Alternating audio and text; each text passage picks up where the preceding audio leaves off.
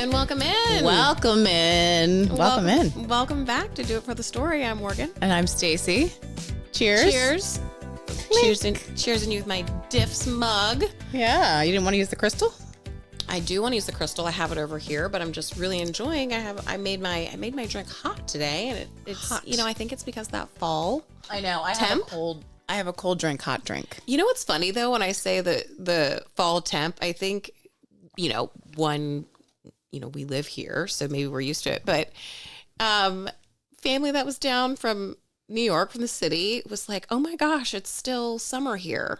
And honestly, I didn't really think about it, but I thought it is definitely warmer here than up. I don't know though, because it's been, Linz and Coos, it's been warm in New York. They were in shorts this week. Yeah, sorry, this was like a week to 2 weeks ago, okay. But still, even when we're in the East Coast flux where it's like fake fall, faux fall. Now we're in fall, but and we haven't had anything that's like truly chilly. It was 80 degrees this weekend here, or just shy of it. I'll take it anyway. So I'm dipping my toe into fall and warming up my drinks. Love it. So yeah, we also today. We, after our recording sesh, we're going to go have a little neighborhood Sunday dinner to celebrating our girl, Elise. Happy birthday. Cheers, cheers, cheers, cheers, cheers. Consistent top listener and huge encourager and supporter of the pod. And can you flip your mug? And, yep. And show her the other side? So this side is Diffs, and this side is School's Out. Go. Elise's company. If you're a parent, Google it. You need to know. Yeah. Might not be in your area just yet, but it's coming to you. Be on the lookout. You want to be on the lookout because this thing's going to be big. Activities for kids. It's literally the saving grace. The folks that I know that have access to it in Portland were like, yeah, this is amazing. Because the folks that I know locally in Maryland, we're talking about planning activities for your kids. And think of the hell that it is to plan summer activities. Summer camps, yeah. Literally, I see women online that I'm connected to, like in my friend and acquaintance circle, posting like, hey, let me know if I put this Excel sheet together. Let me know if you want, because that's how hard it is. This takes all that work away from you, my friends. So we want to thank School's Out for that, because that's something that I know Morgan can't wait for that to be in Maryland. Oh, that's awful. It's awful. A spreadsheet. It's terrible. It's stressful. I think of just snippet tiny conversations I've had with work friends that were like talking about in March. Yeah, because everybody has the same issue. Yes. And that's the thing now. It's like, not to go down the rabbit hole, but I think that all the time with sports and, activities. I'm like, man, how do you do it in the summer? Everybody works. It's incredibly hard and it's incredibly stressful, and it's moms and dads on huge group chats texting each other. Can you do carpool? Can you do whatever? Can you save me? This literally organizes that for you too. Like, it's insane. Okay. It's insane. Well, we're going to have Elise. We'll need to have Elise on when she's ready to talk about it and spread the word. Oh, we typed it. Cool. Yeah. Well, so exciting. But so we're going to go over there later, which will be a nice little ending to a great, beautiful fall, seemingly like summer. Fall weekend. Yeah. Still water girls. I went paddling last week after work. Chef's kiss. Beautiful sunset. Beautiful, warm. I wasn't there, so the photos. You're not even like, it was the perfect paddle because you're not even that sweaty. It's great. But anyway, well, so should we kind of just, let's dive in. Let's dive in. Let's dive in head first. Topic of today's pod, we were talking about, well, why don't you tee it up? Yeah, I'll tee it up. So for those, maybe there are some new people here, but for those that have been here since the beginning, our first episode, Racists and Bigots, you can't sit with us, I should say. Racists and Bigots, you can't sit with us. We just got a ton of incredible feedback, and not only from like everything from like, I'm so sorry that those things happened to you, but also to like, wow, you really opened my eyes. Would love to hear more of this. Like, I really appreciate learning from you. And that was the thing that I think that overwhelmingly for me that we heard repeatedly was I was able to receive the information in a different way because you all were being very vulnerable and telling stories. It wasn't, I feel like, and this isn't, I'm not blaming or pointing fingers or anything, but I feel like there can be a lot of content around race that feels like it's, you know, it's really targeted towards someone, or you're really, you know, this is what you should think. And this is how, this is what it is. And I'm telling you, and versus being super vulnerable and just saying like, understand this is why it is, because this is literally what happens to someone when you treat them that way. This is how it feels. It's it was our personal experiences that we were sharing. And like you're saying, sometimes people might think you're being talked at rather than we're talking and sharing a story, that they're being invited in to listen and to gain a perspective that they otherwise would not have been able to gain just from hearing someone being like, you know, if I went on Instagram and was like, it was so fucked up today that, you know, someone said, what are you? Right. And that was that, like, fucking asshole. You know, you're like, right. Okay, well, they just wanted to know what you were. And I think it's exactly. And onto that, it's when you say it and you, even if you explain it, but if you add real context, if you can add a story behind it, because you have to understand a lot of microaggressions, and we'll give the definition for those that aren't aware of what a microaggression is. But I think a lot of microaggressions, it's called a microaggression, right? Because oftentimes it's not like someone is meaning to hurt you. You know, there's the intent is not to tear you down or, you know, to make you feel less than. It does make you feel that way.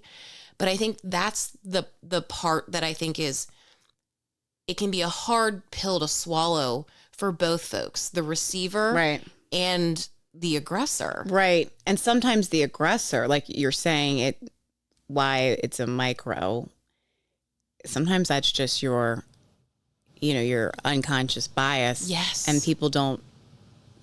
So let's take a pause. Yeah. So a microaggression, and again, so like Morgan, what she just explained of the feedback that we got, people having more of an impact because we're sharing the story. So we'll read what the microaggression is, but we also decided in this episode, we want to tell our stories, but it's almost like we wanted to tell our experience that coincides with one of the more, what we crowdsource the internet of what are more of the, let's call them like the top 10, top 20 microaggressions. Yeah. And those categories. And then from that, Morgan and I kind of went through a list of like, here, we got an easy story for this one. We got a story for this one. And that way, if we're adding our stories, our context to it to help paint that picture, give it detail. And again, it's just like anything. It's like reading a book without detail. It'd be really boring. It wouldn't give you the impact. It wouldn't help you if you were studying and you had a little way to, you know, like a little trick to remember that thing. So hopefully it'll help people to think before they speak, to analyze what they've said. And also in other situations where you're not maybe the one giving the microaggression, you also can call it out. And then we talk about be that ally to say like, hey, I don't know if you meant to do that, but what you did was. Yeah. The other thing I want to add in too really quickly is I think after George Floyd's murder, especially in the 2 years after his murder, there was a lot of conversation around hate speech, microaggressions, you know, getting into the nuances of like what other people are experiencing.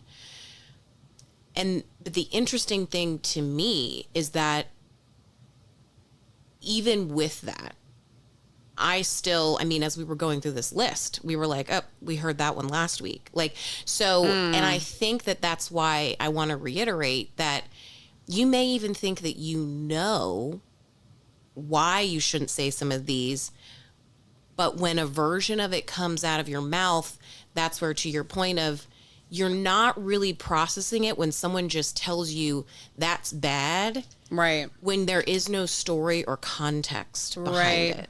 So we want to give that today, because if we're still experiencing it as biracial Black women, absolutely there are all types of people still experiencing these microaggressions. Absolutely. So I guess to kind of get started, so the definition of a microaggression, and this is, we didn't make this up. This is when we're going to just straight up go off the internet. Yeah. Look it up.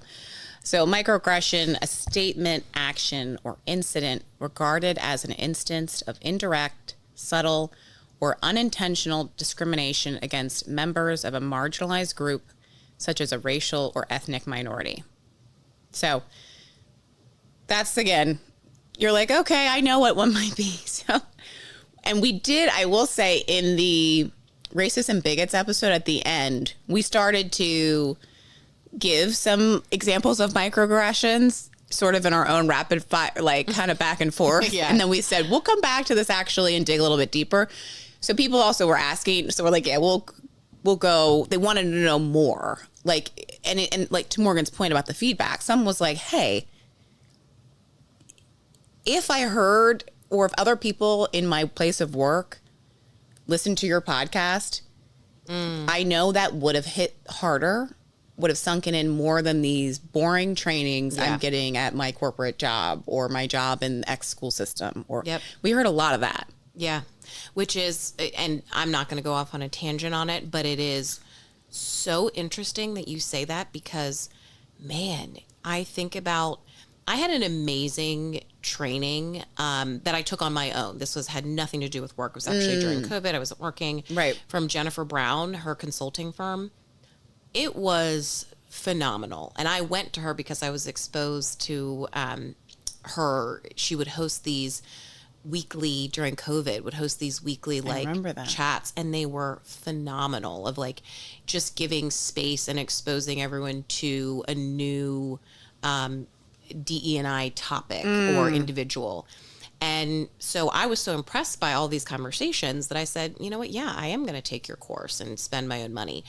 And in that course, a big piece of it is storytelling, right? And they specifically, that's where I learned, you know, this isn't the oppression Olympics. We're not asking you to tell your story to hear that, like, your grandfather was a slave and now you know, have disabilities and your kids are like all the things. But more so to understand and relate to the fact that we all have a story. And hearing that story, if you can get vulnerable and hear that story, that's where the connections are made. That's where the understanding is made. Exactly. And so that, it hit home, like, for me, oh my gosh. And that's, truthfully, it was very easy to tell. I'm not that it wasn't triggering, but it was easy to record and speak about the racists and bigots you can't sit with this episode, because I had that in the back of my mind of like, tell your story. It's healing for you, and it's going to be helpful for other people. So, yeah. Right. No, I love that. And I do remember her courses that you were taking, which, as you're saying it, I'm like, I don't know if everyone was looking, I'm shaking my head like, Morgan's taking, if only every company was hiring Jennifer Brown. Let's just put it that way. But also it's like, you are a woman in multiple marginalized groups taking the course, you know, which is always my thing with DE&I at work. Not to tangent, but I always am like, I'm living DE&I. I can always learn. I'm always open to learning. But when you come to me and say, hey, we got a position that you'd be good for, DE&I co-chair of blah, blah, blah. Right. It's like, it's not actually me that needs to do it, because I'm living it and I took the course. However, yada, yada, yada. In that, sometimes I change my perspective now. Whereas, like, if it's not me, then who's it going to be? And sometimes, like, to our point of this, having the stories, the examples, if somebody that's up there in front of the room teaching, about certain things or telling my story for me. No. It's not going to have the Zero. impact, right? Yeah, absolutely. So since we're so voluntold often in life, and we often are selected as the, token, whatever, or the person that has to speak up, or we willingly do so, it's like, why not? Fine, welcome in. At least it's going to be on my time. At least it's going to be on my time, and it's going to be agenda. Our agenda, and with my sister, a fully safe space. Right. Because, man, you get emotion. Yeah, I've cried in front of many companies before. How many people can say that are same? Right, same. But other people that aren't in marginalized groups, how often can you say, while telling a story about your life or your family, that you have cried? Yeah. Or that you've been asked to tell your story. And I guess that's what I mean. When would you have the opportunity? It's not. How many people have had the opportunity to tell your story in front of an executive and have to cry in front of them? Hands are going up on this couch. It's like, yeah, it's like, okay. But so you heard the definition of it, of what a microaggression is. So we'll just get into it. And I think the easiest way, like you said, we teed it up with every day. We could probably, whether it's happening to me personally, or I witness it happening to someone else in a marginalized group. So that's what's important too. We'll share some of those stories too, as being the ally, right? But the biggest one that comes to mind, if someone said to me, what's an example of a microaggression? Well, and I say the biggest one because especially if you are, at least, again, I'm speaking from, and I've talked to many other friends, people in our network that are also biracial Black people and biracial people. What are you? Where are you from? Mm-hmm. It's like that one. Nothing surprises me, but that's one we always will get. And even I remember, it doesn't matter where. One time I was walking down the street in Washington, D.C. I was by the Foggy Bottom Metro, and I had someone say, excuse me. And I'm like, yeah. I said, I just had to, you had a look about you that was just so different. Where are you from? Wait, this is someone like you're walking on the street and a stranger had to stop you for this? I mean, that's probably happening because I'm such a mental suppressor for survival, not going to lie. Yeah. That if that happened to me, I probably would have forgotten it. But if that isn't so telling that a stranger can fucking walk up to you and say that in a nod. Yeah. And I was so, it's DC. I'm like thinking someone's going to ask me for directions. Or half the time I'm in my ignore because somebody's like coming up to you doing whatever. And I just looked at him and I said, I live in DC. I'm from Maryland. Because that's the answer I give anybody that asks me where I'm from. Because it is DC. And you get that asked a lot. It's a very transient city. Yes. And he's like, no, but I mean, like, where are you from? And I said, I don't know how to answer that. I just told you. And I continued to walk away. Right. I'm not going to entertain it. But the only reason why, too, were then when someone's up in your face like that, I mean, number one, like you're saying, suppress for survival, but also there's an extent where ignore or have to do the like, oh, I'm kind, let me answer because I don't fucking know this crazy person. Right. And I don't want them to get pissed and maybe they're about to. Yeah. Yeah. And so. Well, the other thing about that one, too, is like it's exactly like you just said. It's the where are you really from, which is the follow up. And it's so interesting. You said that about, especially for it's so common for biracial folks and, mixed folks, however you want to identify. But it's funny. I've heard that too from Hispanic and Latin friends that are like, because they have that skin like us. That's, it's not white and it's not black. It's like they get it constantly. Yes. Of like, well, where are you really from? Yes. And it's like, and now understand if this is someone that is a friend of yours and you're having a conversation about family and background, that's not what we're talking about. And you have to, and I say that because I just want folks that maybe are like, I don't know, you don't have a lot of interaction with minorities or marginalized folks, etc. There's a time and a place. There's a time and a place, yeah. And the thing is, though, too, I don't think I've ever had someone that I would consider a friend ask me, where are you from? Because that's already naturally come up in conversation, what my background is and who I am. But yeah, I mention that because I am aware that there are, this pod could reach a wide range of folks.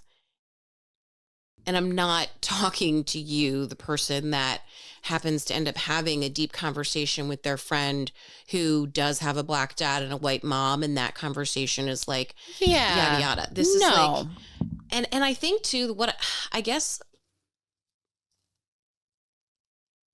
I want folks to understand is, because I guess if you've never had that experience, someone might be like, well, why is it that big of a deal for someone to want to understand, especially in that way, like you just explained, someone saying, you're so beautiful, you're so attractive.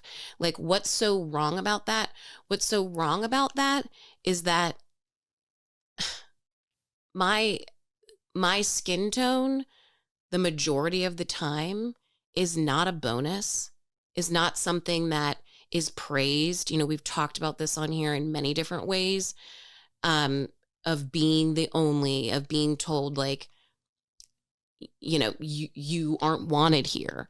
And so to hear, oh, you look a certain way and I have to know the background. That's my business. What you're all about. Exactly. Is like, no, it's not your business. That's my identity. It's for me to share when I'm ready to share it. And I say that because I feel like I could see how someone who is from Ireland and someone, said to them like, oh, you have that beautiful red hair and beautiful freckles. You remind me of, my grandma Riley. Are you Irish too? I could see that person being like, well, I would never be offended by that. That's because your white skin and your red hair is not a negative. But it's also like, even just to add to that, like even when I was saying the question we get asked, that everyone, I don't know, I shouldn't say every race, but like, again, on the biracial side, the what are you, where are you? It's like implying that I'm lying. Yeah. It's implying that I'm not from where I said I'm from. And it's like, what, I can't be from here? Like, because I do think, like, to your point, this was in DC. DC is transient. It wouldn't be weird for someone to also be like, oh, where'd you live before this, to say another country, right? Mm-hmm. But I also, in DC, you remember that too, we would get people. I remember one night specifically us being out and this guy was like, oh man, look at the Brazilian girls that just walked in. And we ignored it. And then I've heard that before, multiple times, guys being like, I've never been with the Brazilian girl. I'm like, and you still haven't. Mm-hmm. Like, I'm from here, Yeah. And so there's that part too, where, especially for us, I think, where then it gets offended because, I mean, we grow up, like we said, I mean, in racist and bigots, like a white town where we were the only black family. So we also got that where people were like, especially when we were older and we were coming home, and whether we were at like the local watering hole or, where there is a college town there, people are like, wait, you're from here? You're not from Emmitsburg. Mm-hmm. It's like, well, why do you think that? So we get it everywhere. Yeah. Is what I'm getting at. You can't. But anyway, should we? Yeah. I just had to add that. No, yeah. Honestly, it's just interesting, even like sitting here talking about this, because it's just making me think too, because it's like, it isn't just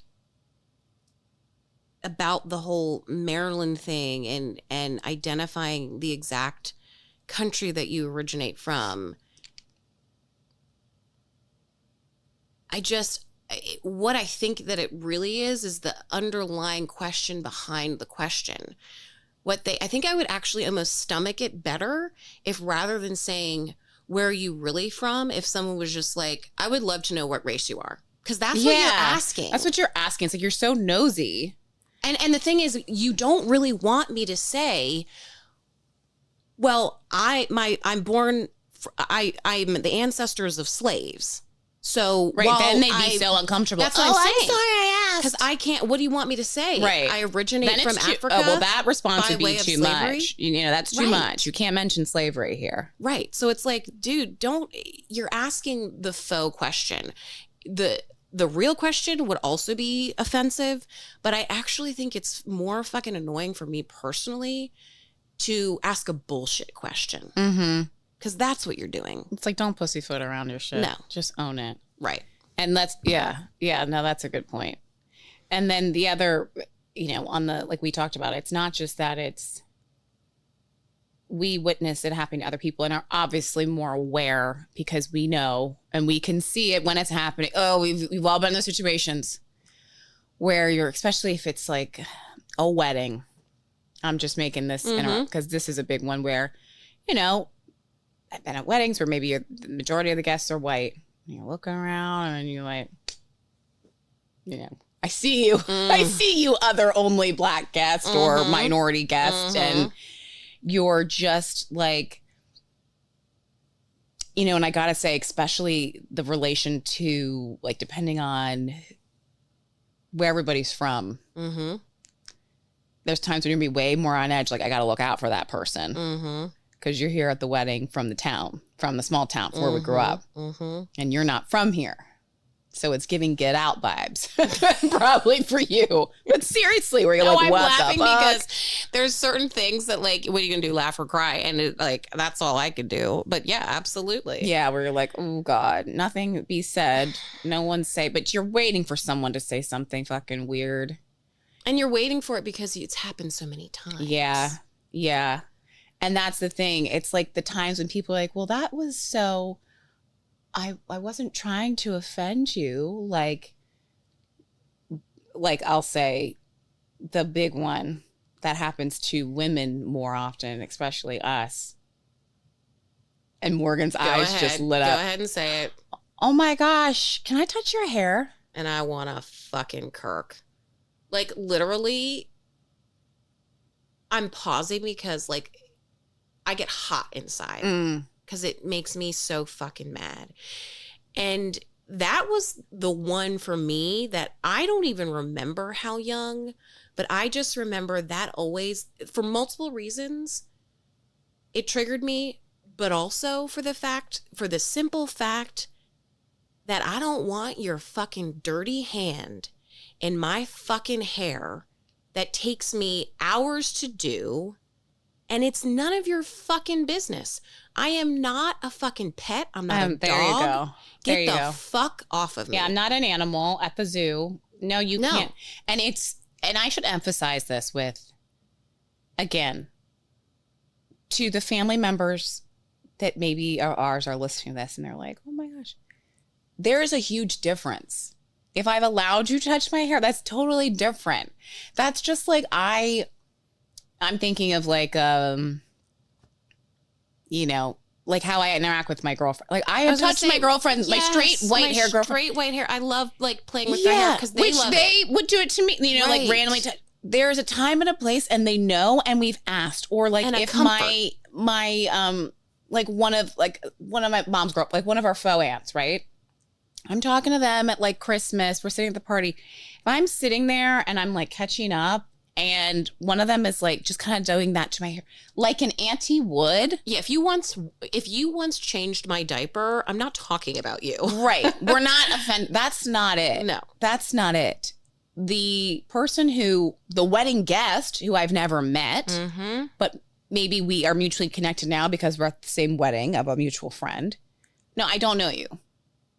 Don't ask me if you can touch my hair. If you tell me my hair is pretty, thank you. I will not be offended. No, absolutely. Thank you. Don't ask if you can touch my hair. Because here's the kicker. They don't expect you to say no. And then what happens? And then it gets fucking awkward. And then it's like, oh, I didn't. It's like all of a sudden it's turned back on us. Yeah. And it's like, that's so inappropriate. And what's interesting too, I took this class and I probably referenced this before in this pod. I know I have with Morgan.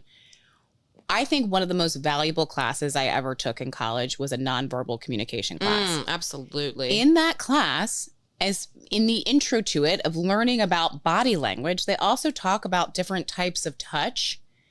And I remember it so clearly. For everyone, and very intimate touch is considered like shoulders and above. Mm-hmm. Like you're touching someone's shoulders, neck. And think about it. If you're at a party, you're with coworkers. Are you ever touching somebody? No. You may be like, if you knew somebody really well as a coworker, friend, an arm around someone, if you were drinking at a bar, you are never going to touch someone's neck, someone's face. That's not someone, like we were saying, is like an auntie. Like a family member. Exactly. Family, your parents, your sisters, we get it. Family. And even with that, there are still boundaries. Yeah. When I say family, I mean like your like intimate. You have given your intimate, close circle who we are yeah. saying approval of. Yeah. And so, and like you're saying, you don't remember what age. I mean, it starts where, and I don't blame kids. And we've talked about too in other episodes, we're very lucky to have a lot of friends from childhood. I'm talking 5 years on. Some of my girlfriends that are listening to this and were like, I always play. Yeah, we were 5 and 6. You did. We were little kids sitting at, on the rug at reading time. But you're not the ones I'm scolding that were using me as the like, oh, your hair. We didn't have that. It was like Stacey has curly hair. You thought it was pretty, just like I would play with your hair. But the unasking is just crazy. This one's crazy. I was dating this guy one time and I wasn't even dating him for very long. And I got introduced to some of his friends and, one of those deals where we're at a bar, kind of whoever, some of my friends will be there. And one of his friends' wives at the time, she says, I love your hair. I'm like, oh, thanks.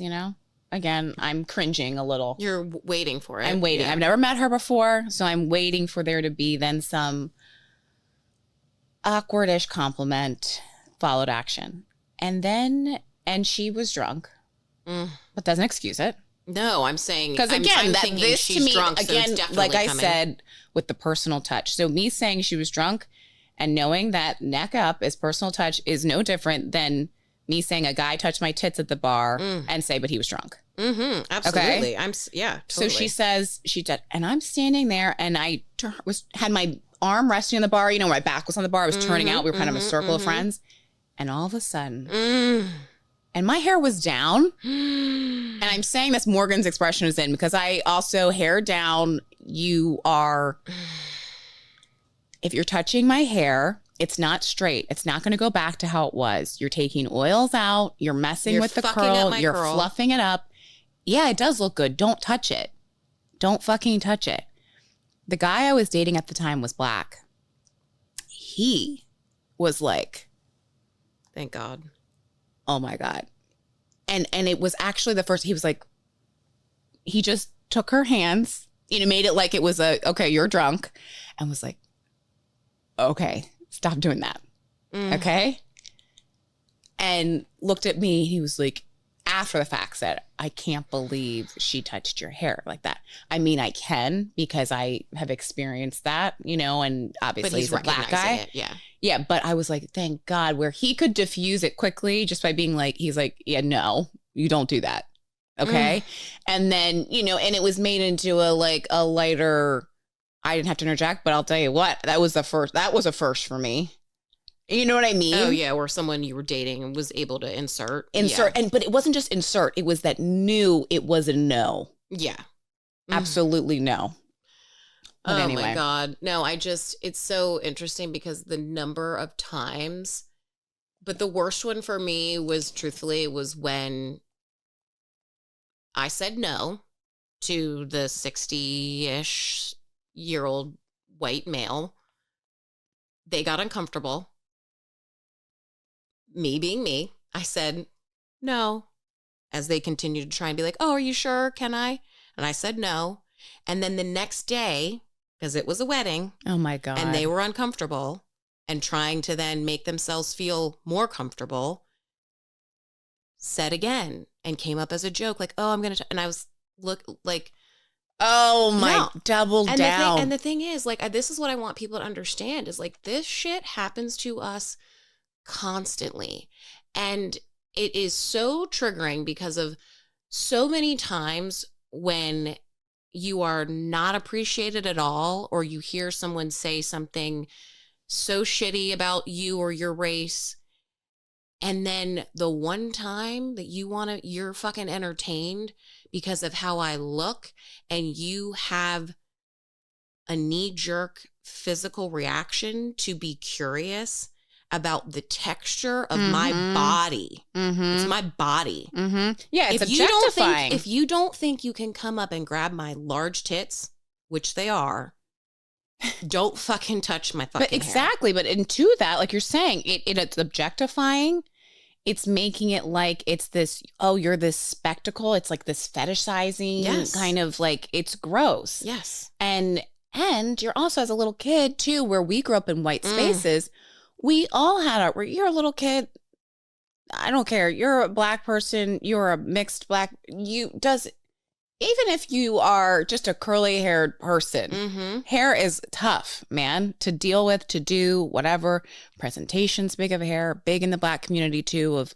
Again, we talked about it before, because we have there's a standard set for us that's being kept because of how society sees us. Yes. You know, frizzy hair. My hair is always going to be frizzy. That's the texture of my hair. But, you know, when you're like, oh, don't have your edges out, slick back, all that shit. So then when I'm at a wedding, or clearly I've taken the time, I've done it, but I'm also triggered about the little kid that was like, your hair's like a dog's. Which that's literally happened to me as an adult. I had someone say, as I was walking down the street, I never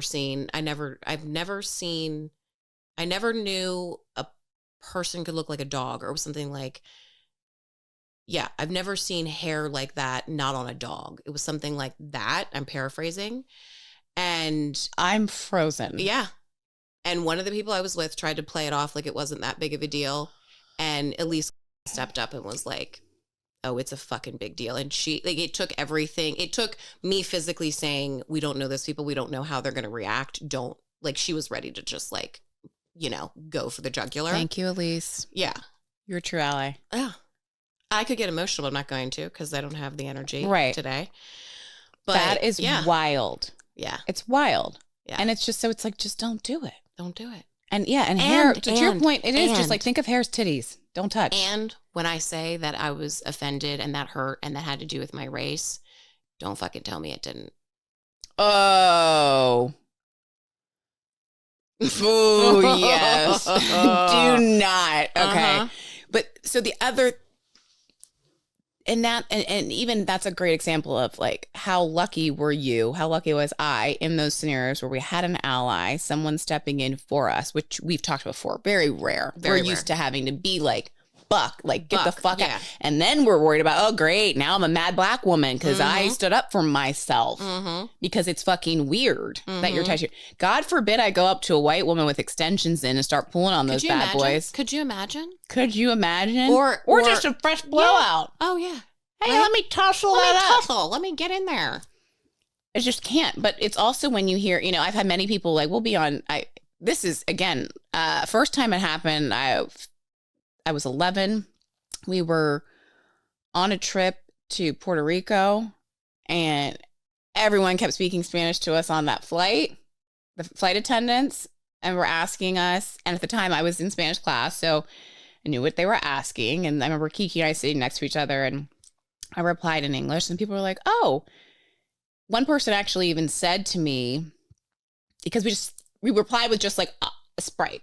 I didn't say like, I'll have a, she's like, Sprite, please.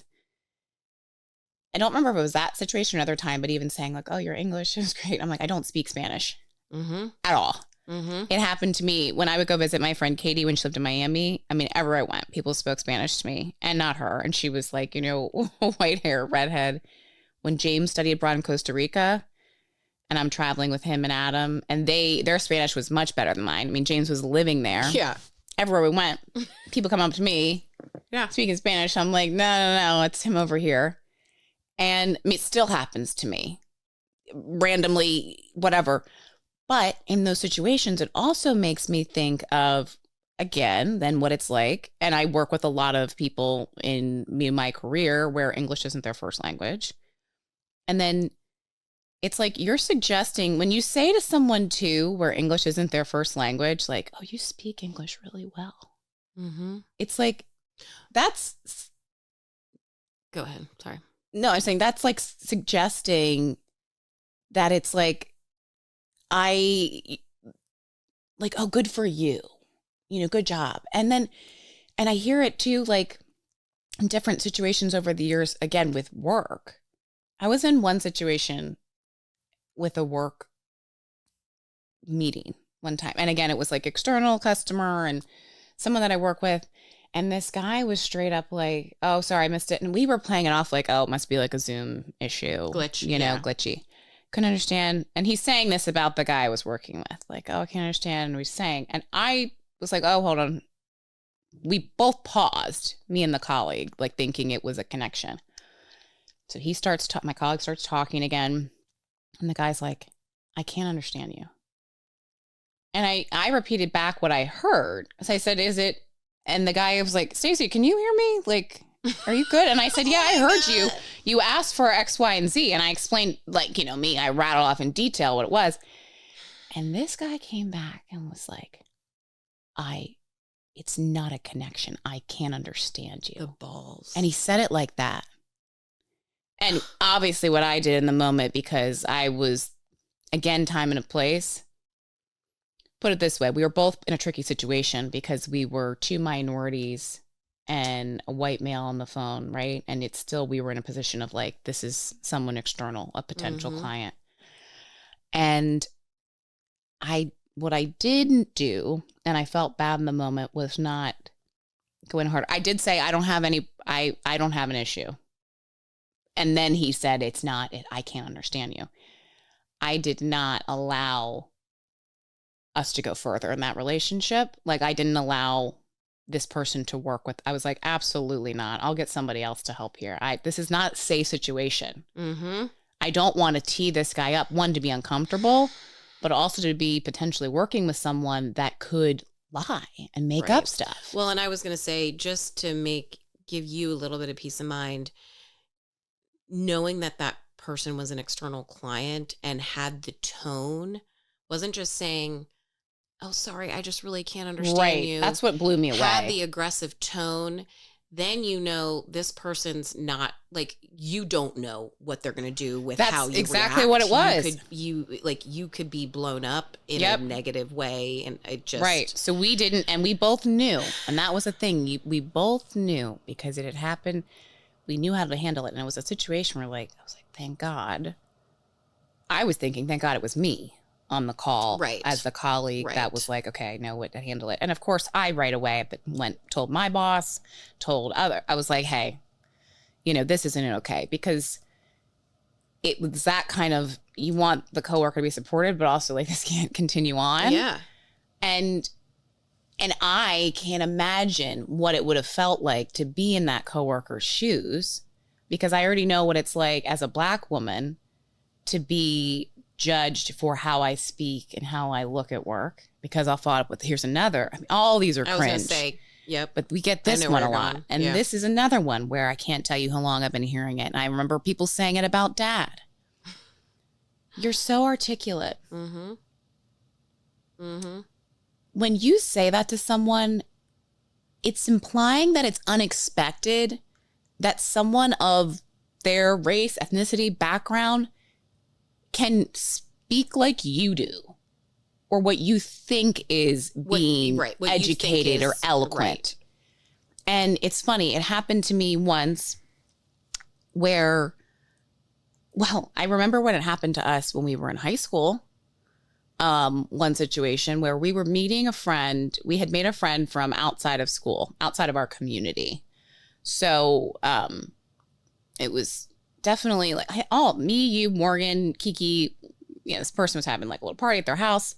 So it was the first time we were meeting their parents. So they didn't know us from school. Mm-hmm. So it wasn't like this family knew us. Mm-hmm. And so we meet the parents, blah, blah, blah, blah. Next day, friend is like, oh my gosh, my mom thought you girls were so great. She was just like, oh my gosh, they're so well spoken. And we're like, so well spoken.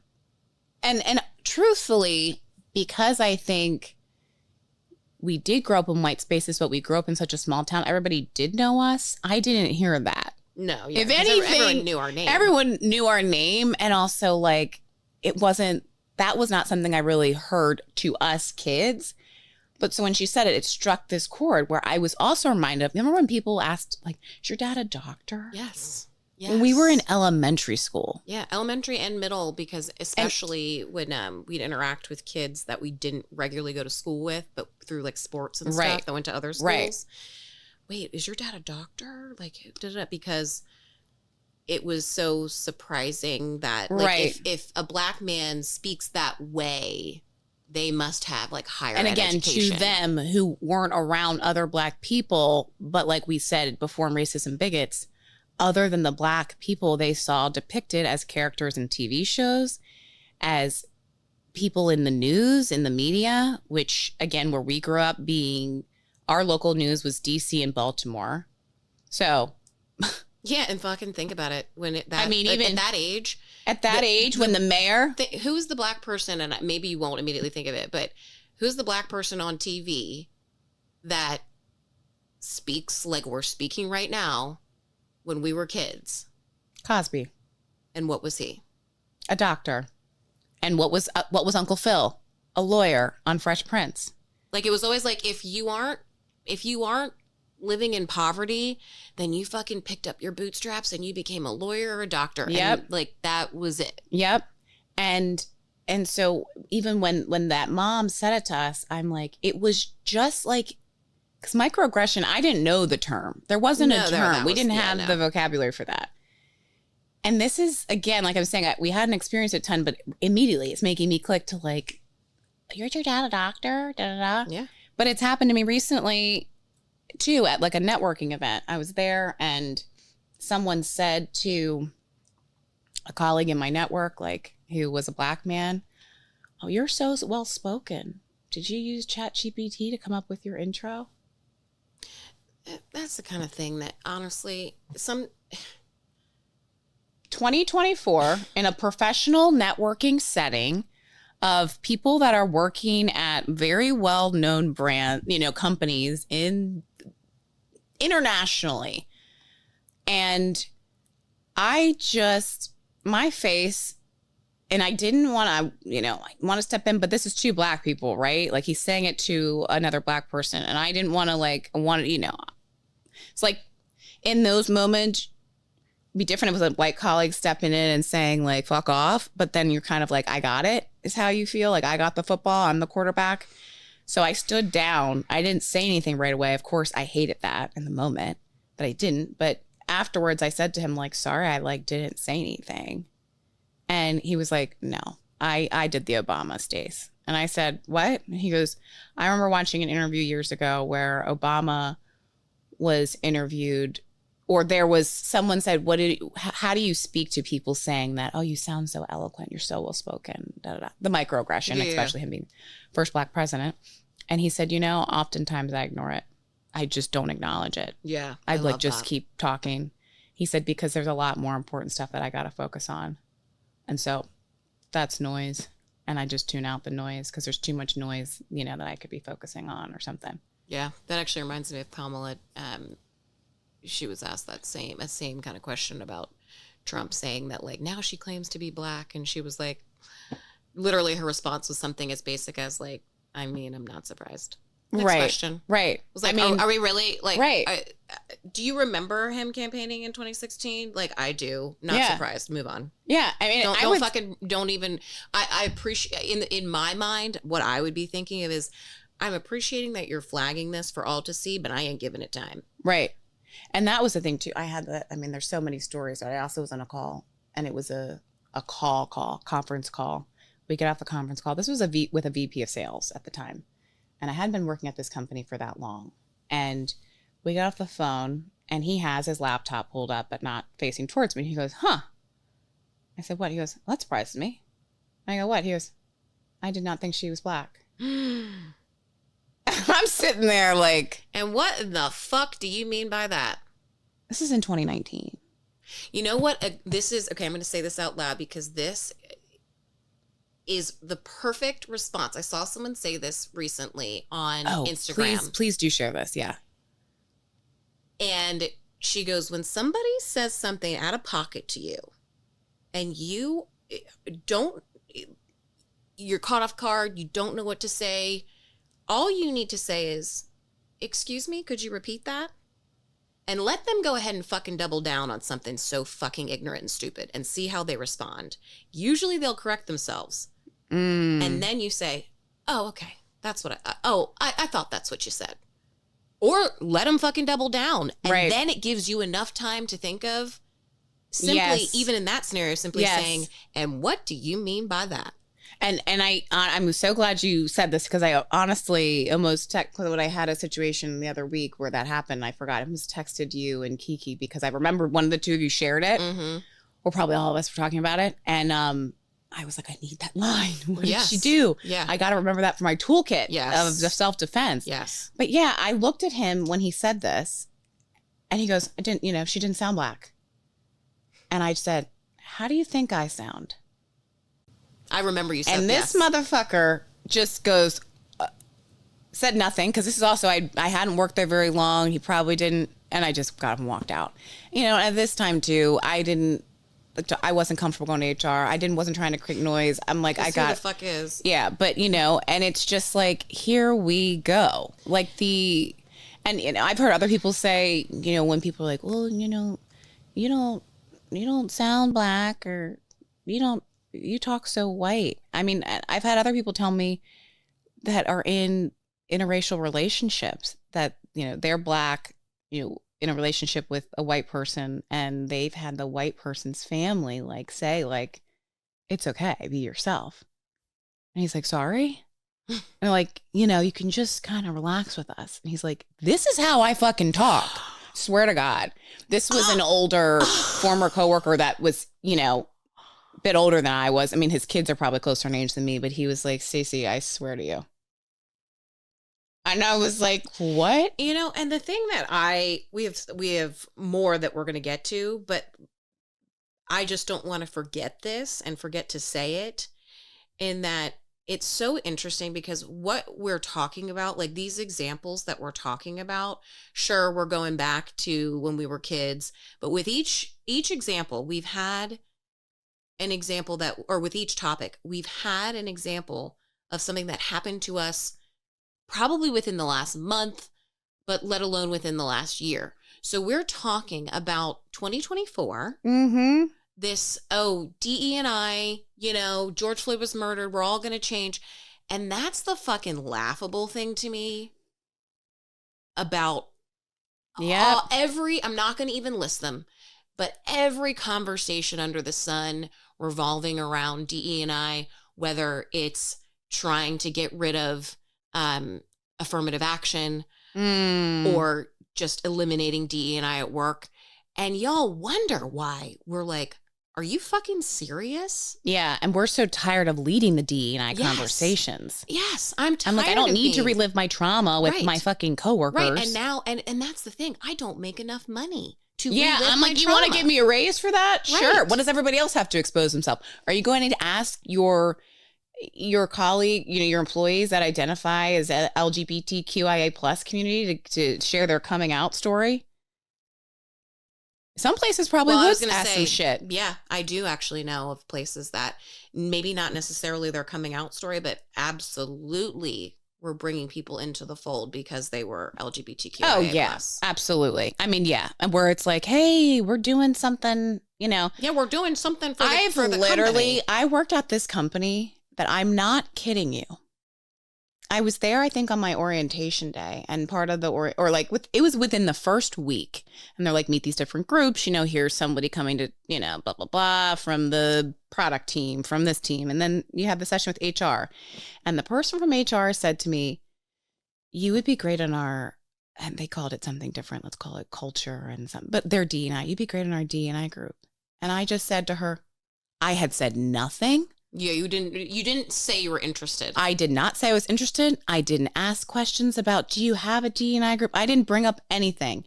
She just said it to me, which tells you a lot about the dynamics of the demographics of the company, right? If you're asking me. Right. And I'm like, here I go. I felt like I was back in, elementary school, high school, where you're like the only in your school. You're the Frederick County Kappa Alpha Psi Scholar for Catoctin. Yeah. Because nobody else is. Yeah. And I just looked at her and I said, oh, really? What made you think that? What makes you think I'd be a good fit for that? She didn't fucking say anything to me. A coworker at the time who was a gay male, literally, he's like, I choked because he said it had happened to him. But he was like, but I was a sucker that said, yeah, and joined. Yeah. But he was like, the look on her face. Yep. And again, this was now me how many jobs in that I now have the courage, I have the confidence to just be like, I'm done with this shit. Yep. But anyway. Oh, Lord. Moving on.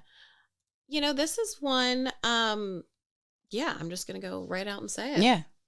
I don't see color. Oh, colorblind? If you're legitimately colorblind and you're wearing an outfit that's unmatched, if you don't know what's green and red Christmas decorations, okay, you don't see color. Otherwise, you fucking do. And okay, first, let's start there. Yeah. You fucking do. That's a fucking weird thing to say. And what a mind fuck it does to kids that are of color. It really is. It's weird. Because that's what it is. It's it makes you feel guilty or something. You're like saying that. Like, I'm on your side. I don't see color. We don't see color in this house. You've had parents say that. You've got it. I don't even, like you said, pushed them down, but going to people's homes for the first time, especially in high school, and then the parents are trying to be overly friendly in a weird way, maybe parading you around, showing you off to other people in their family. Mm-hmm. Look how beautiful she is. Mm-hmm. I'm like, am I a show pony? Mm-hmm. Why am I the only one out of the 15 kids here that's being paraded around to the extended family? Well, don't worry about that because they don't see color. Right. But no, let's, in all seriousness, let's unpack it. Yeah, unpack it. Here's the thing.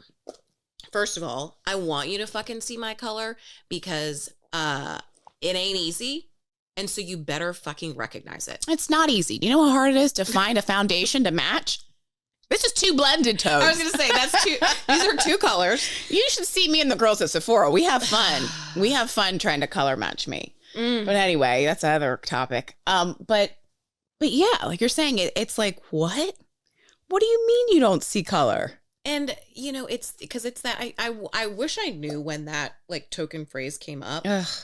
But it definitely in the 90s. It was around then. It was so invented to be like we're all the same. There's no difference between me and you. No, there is a difference because no one's coming up to you wanting to pet your hair like a dog. Yeah. No one's stopping you on the street saying, where are you really from? When you go to the doctor, they know what psoriasis looks like on your skin. Like, do I need to continue? Well, and you know what, for me, when it's kind of funny when I'm just thinking of situations where I've heard, we don't see color. It's like meeting parents. I'm like being triggered of we don't see color. And I'm like, that's fucking funny. Oh, yeah. I mean, I literally had a friend I'm like, that's you saying you don't want to talk about uncomfortable things. So like, pipe down, Stacey. You know what I mean? Fucking true. So fucking true. It's like you're trying to muzzle me. That's exactly how I felt when I had a friend say that exact thing. Like, oh, we were talking about race, I think, and I don't remember how, but this is someone that I love and close with, and talking about race, and they said, but I don't see color, and this is a person that interacts with every type of human you can imagine because of their job. And I'm thinking to myself, motherfucker, you better see color. Because God damn it, like our experience is different, and you need to understand that. Yeah. This is not easy for me. It's not easy. It's like whether it's a doctor's office, your therapist, your job, your new job.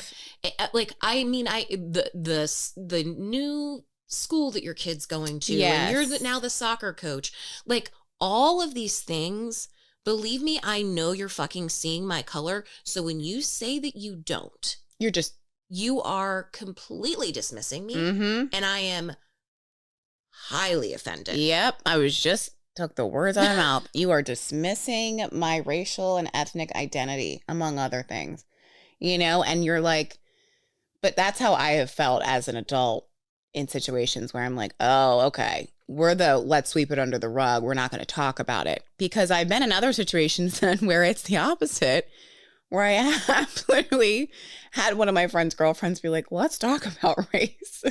Or her dad. Like, we were in a conversation already. And I just laughed because I wasn't offended. It wasn't out of the blue. But I, like, to your point, I appreciated him just being out with it, because obviously someone that's saying like, yeah, let's talk about it. It wasn't in this like attack mode. It was me being like, yeah, I'm safe here, because he's wanting to learn. That's what it was. And that's what it came up. I don't remember the specific topic, but it was a learning conversation. Right. But yeah, it's also like, and I made the comment earlier about, being at the birthday party in high school with the friend's mom who's parading me around to the family of hers, and oh, look at Stacey, where it's embarrassing because I have other friends there. I'm with my other friends that are like, and also my friends that like know me and are like giving me the what the fuck eyes, like, what is she doing?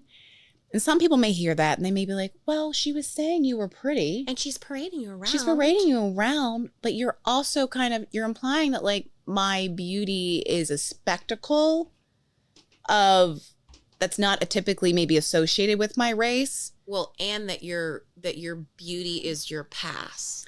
Yeah. Right? Like your beauty is your pass to belong Exactly. here. It was a lot of things. I'm like, what is going on? It's my pass to belong. It's like, or it's not typical, or you want to show that you have a Black person here in the community. Did you know that? Are Black people here? Because this family also just happened to be not, whatever, doesn't matter. But it's like, I don't know. So you're guessing, then you feel weird. And then it's also like when someone kind of recently had said to me like, you have the best of both worlds. You're like, oh God, that was you and your sisters have light skin, and it's like, you still can have, you have like the light skin, light eyes, and the freckles. And I'm like, I have the best of both worlds? What do you say to your friends that are Black? Or the people, what? Like, and I didn't mean that. I meant not biracially Black. Right. Like, you're implying, again, I'm like, I don't need to colorism is already a thing inside the Black race. I don't need to deal with you projecting the reason why we have colorism. Right. Or that like I'm better, or I'm lucky. Yeah. Like, oh, like you never know what they're really fucking you don't. In and that you moment. Also are like, even if sometimes if it's like that vomit talk, right? Where it's just like, but I've experienced it on both sides. On the colorism side, when dating guys, I had dudes that I would go on dates, especially when it's like a first date or second date, and like they're like, oh, but you've got that. One guy said to me, he's like, you have, it's like, yeah, but you have that ideal combination. You got the light eyes and the light hair, like, and your hair. And I'm like, okay, and this is a Black man saying it to me. And I'm like, I can't win here. Because then if I go out with the white, this literally had happened. It was like, great. I'm so thankful to be married now. I love you, Joe. I'm off the apps. But so this Black guy says, oh, you're ideal. You're the ideal, you got the light eyes. First, I'm thinking, great. He's like fetishizing. Right. It's like this weird. I'm also like, this is weird because this is not a light-skinned Black man. Okay. So I'm like, I'm like, I don't need to be dealing with your trauma. I don't want to take this on. I don't want to be the fixer. That clearly there's a colorism thing going on here. And then of course I go back and I look at a lot of the other women that he's dated, or I ask, and I'm like, oh, here we go. I'm seeing a lot of lookalikes. I'm like, what? Oh, shit. You know? And then so you have that too, where it's just weird. And I also, truth for me at the time, I'm like, I'm not in a place to take on another man's shit again. I don't need to be a therapist again. No. But so you get it, especially the perspective of being a biracial Black woman person. It's also that. It's like, we're not saying all these stories. Yeah, most of them just happen to be coming from microaggressions from white people, but you get it across the gamut, you know? Yeah. Yeah. And so it's also, I don't even know. I mean, we could go on for days. I'm like, but it's like when you have to think before you speak. But it's also the think about it. I think that's like some of the best, it sounds funny to say, but even like the hair, we're like, think of these as my tits. It's like, you have to actually do some more learning. Like, that's why we're being vulnerable, because we're hearing it, and it's in places of our work. It's in social situations. This is not us just talking about where we grew up. No. This is not just talking about high school or elementary school. Saying. These are things that... This is right now. I would guarantee, like, everything on this list, which we started with a list of 10 and we haven't even gotten, like, halfway through, absolutely has happened within the last year. Yeah. For sure. And then the other thing, I just have to say this one too, because I'm like, I'll just answer it. Or not answer it, but I'll say something, because this question we've gotten a lot. When you are biracial, especially when you are single, or when you're just dating. So, you know, you're in the stage of life where you're dating different types of people. For me, I was dating, again, I talked about this in other episodes, where it was high school. I'm dated predominantly white people because I grew up in a 99% white, you know, town. I remember being 19, coming home one summer from college. I'm 19. So that means I've had 1 year in college, and I've grown up in a white town since birth, right? Someone saying to me, oh, well, like, you're only into like white guys. Do you like ever date Black guys? Are you like into Black guys? And at the time, this was somebody that was from home, so was a white person. And we were at a party at home, and I'm looking, and I said, yeah, I'm really into Black guys. There's so many here. Like, are you fucking kidding me? And I also said, you know, it just so happens to be who's around me, what their personality is like. Also doesn't fucking matter who I date. Mm-hmm. Doesn't matter. It's just like how it's so unfortunate that we still have to say, oh, people coming out or they're closeted. Mm-hmm. And it's like, and I've said it to other friends of mine who have, air quotes, come out to me. It's like, you're letting me in now. You are being vulnerable. Mm-hmm. You're letting me into your life. Just like this. I'm letting you in. Mm-hmm. I'm sharing now. You get to hear my perspective, what I like, what I don't. It's none of your fucking business who I sleep with, what I'm attracted to. If I only liked white men, if I only liked Black men, if I only liked Asian men. But for those of you who are still so fucking interested, I've dated men from many different backgrounds, ethnic backgrounds, different religions, from different cities, towns, whatever. They weren't all just white. They weren't all just Black. My husband now is a white man. We align so fucking well. I don't have to defend it, but I'm just saying that because people, I get it all the time. And I'm like, enough, dude. Well, and it's also too, though, it's like, is it their own that they were weird about dating outside their race? I don't know. I don't know. I can't answer that, but it's on top of everything you just said. It's also, nobody's asking you, do you ever date? I'm not saying Stacey. I'm saying you, white person. Right. No one's ever asking, do you date Black men? Do you date Bingo. Asian men? And I think it's because of, like, I'm sure that I know that there's folks that are saying, and this could totally be true, scientific evidence of, like, you're attracted to, just like the tribe that you were, like, you're attracted to. Yeah, if you were. Yada, yada, yada. Sure. And so I can understand. I'm not overthinking you, white girl, dating only white people. Right. Genuinely not overthinking Right. it. So if you had never dated outside of your race, because you just rattled off every Right. religion, Right. Right.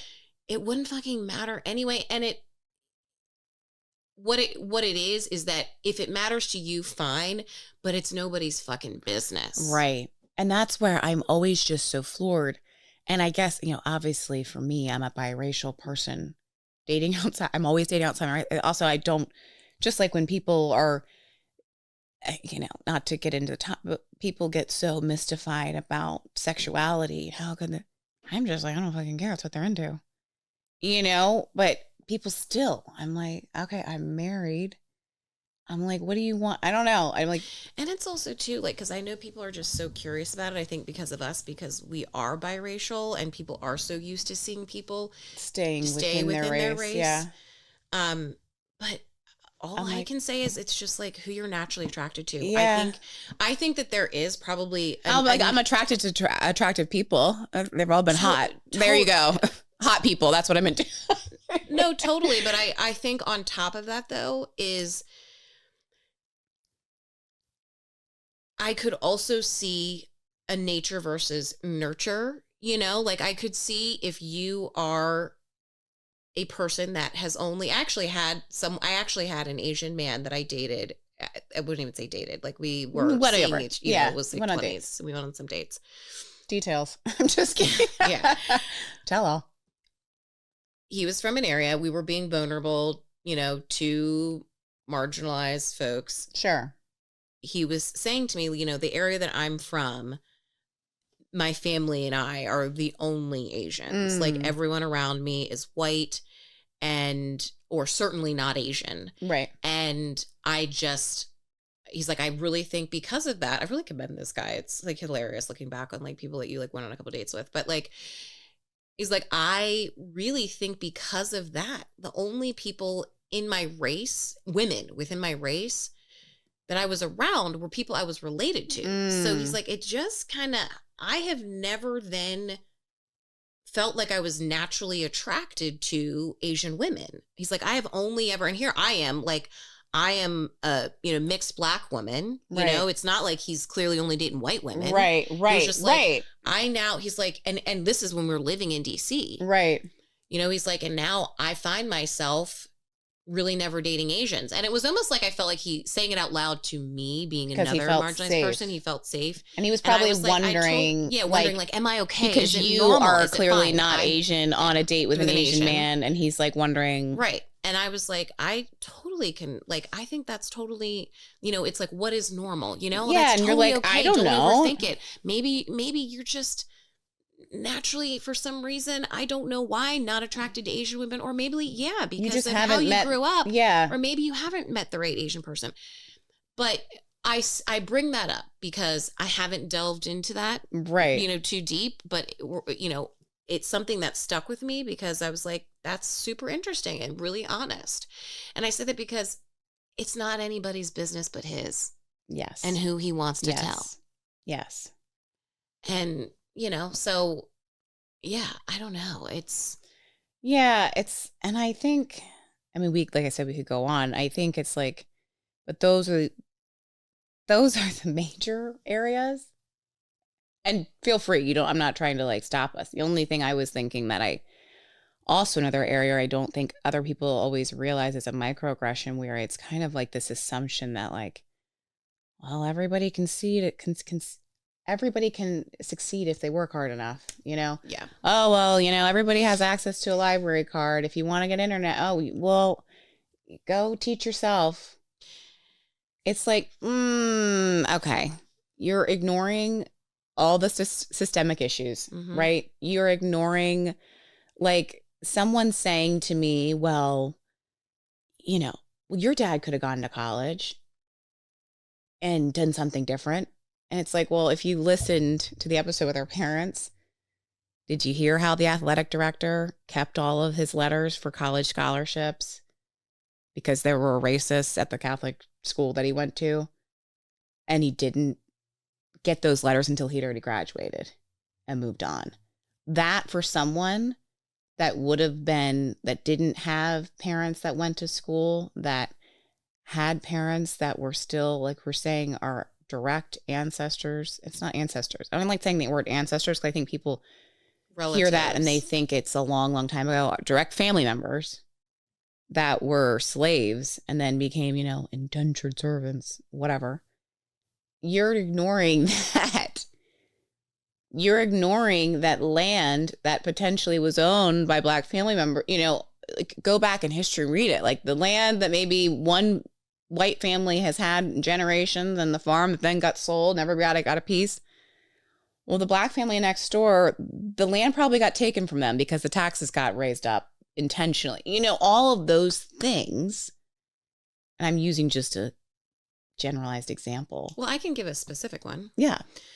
So here in Annapolis, I'm going to forget the ward. My husband's going to be like, I can't believe you don't remember this.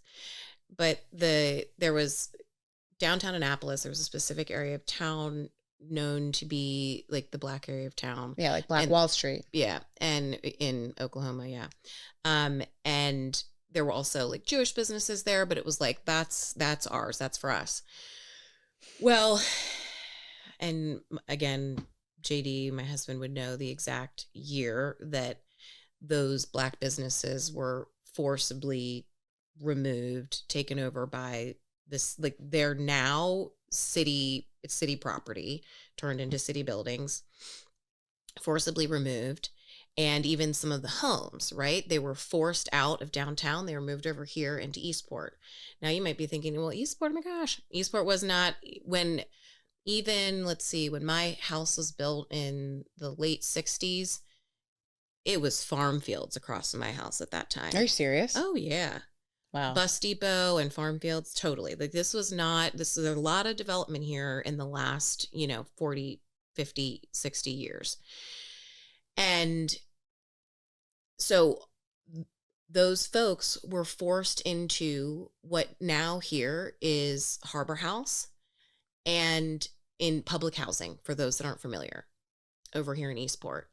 That public housing, originally, if I recall, it was meant to be a retirement community or an old folks home or something, yada, yada. They pushed the Black people here.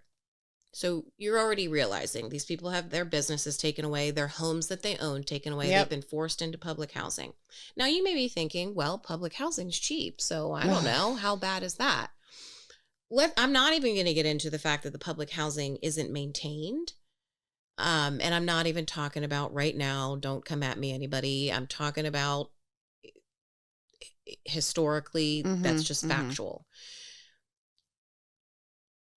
But the kicker for me is that those folks that live in public housing, where those of us that have a mortgage, we're used to, you get a new job, you get a raise, or even maybe you're at the same job, you get a raise, you're getting fucking ahead because the bank doesn't call you when you get a raise and say, hey, your mortgage goes up. Guess what they do to people in public housing? Yes. You make more money, your rent goes up. So understand what happens there. If every time you make an extra dollar, you have to give that dollar away, you are permanently frozen in your situation. There is no picking yourself up by your bootstraps when you are being held down. When your boots have been put in cement, you can't fucking pick them up. And I'll say too, people that think, and this is something we should have JD on. Yeah, we really should. We should. JD, you're coming on next. I was shocked hearing about the cost of living. Yeah, the cost of living. The rent in public housing. My jaw dropped because it was expensive. And people, we will go there. Because there's a lot of, you will hear a lot of people talk a lot of shit. They love about to talk public about housing. It, right? And you will hear them say like, "Well, you're not supposed to be there forever. It's supposed to be a temporary thing."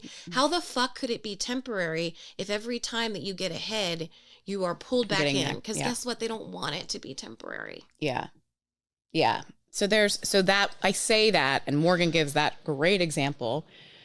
Because again, you hear it with politics and you hear it. It's like, oh, I shouldn't have to do that, or I shouldn't have to pay more. It's like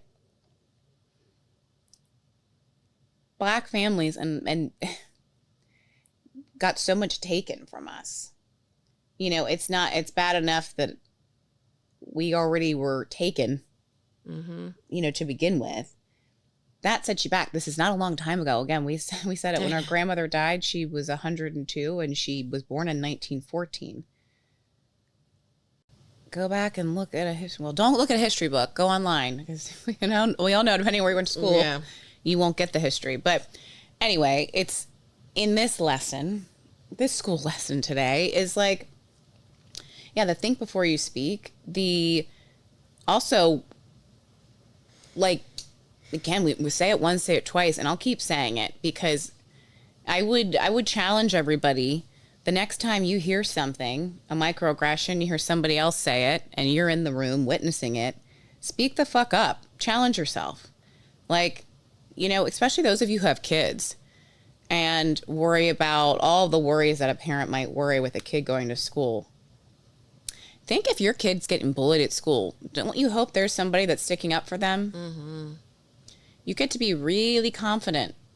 And I think it was so much easier for us. I hate it. I never was the one. I could not stand up for others.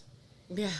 Yeah, we were raised that way, but also we were used to getting knocks all the time. I mean, these are microaggressions that we were sharing that are more, like we said, a lot of it is today.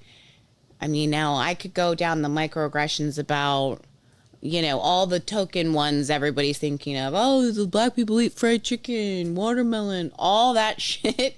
That was high school for me. All the time, people that were my friends thinking it's funny to call me darky. It's funny to make comments about my hair, my body. It's funny to laugh at the other people saying it. Mm-hmm. It's funny to have your boyfriend say some racist shit, microaggressions about the size of my lips and all that. That's what people, I think, might hear as like, or assume, oh, that's microaggression. So that's why in this episode, we're like, let's bring it in for you to understand like what is really offensive as well. And, you know, hopefully you use it in your day-to-day to make someone's life day better.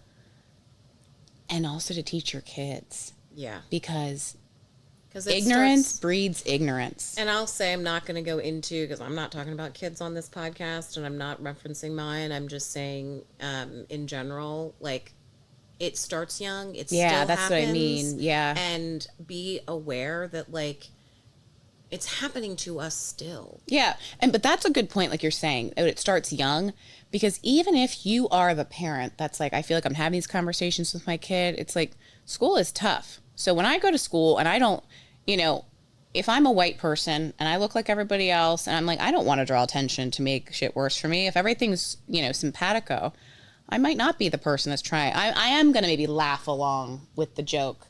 You don't know how your kid's reacting unless they're telling you. Right. So like, do be having the proactive conversation about what it is to look out for them to be an ally. But do be asking and having those conversations. Like, do you ever hear people say stuff like that at school? Yep. You know, like, what did you do? Yep. You know, because I will say that we were, yes, the marginalized kids always. We were always the, you know, the others. I still, both of our parents, but mom always be like, you better stand up from somebody. You know, if we came home and said this person's being mean, you better say something. Mm-hmm. If you're not the parent going in there and telling your kid to stick up, then you're raising your kid to be the person in the conference room that's also going to just put their head down when someone says, did you use Copilot for the intro? Yep. God, and it's so funny you say that because I honestly didn't even think of, because of our own experience, but like I remember literally a girl on one of the sports teams that I was in high school being bullied for whatever reason. And who was it that went and told that person, you better shut the fuck up? And I won't say exactly what I said, because believe me, it was way more intense than that. Mm-hmm.